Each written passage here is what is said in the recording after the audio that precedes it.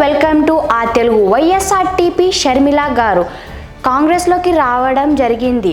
రాకముందు తన కాంగ్రెస్ మీద ఉన్న అభిప్రాయం, తను మాట్లాడిన మాటలు ఇప్పుడు మనం చూద్దాం. రేవంత్ రెడ్డి ఒక దొంగ ఉన్నాడు.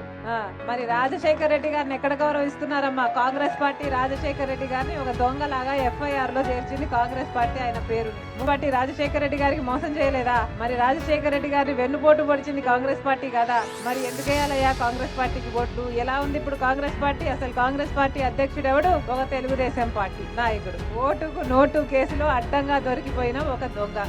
తర్వాత కాంగ్రెస్ పార్టీలో తను వచ్చాక తను మాట్లాడిన మాటలు ఇప్పుడు మనం చూద్దాం. Congress party won in the Telangana state and I am most happy that we contributed a part to that victory. అప్పుడు కాంగ్రెస్ వాళ్ళని దొంగలన్న తను ఇప్పుడు కాంగ్రెస్ వాళ్ళే గొప్ప అని చెప్తున్న షర్మిల గారిని మీరు ఏమనుకుంటున్నారు? మీ అభిప్రాయం ఏంటో కామెంట్ సెక్షన్లో కామెంట్ చేయండి.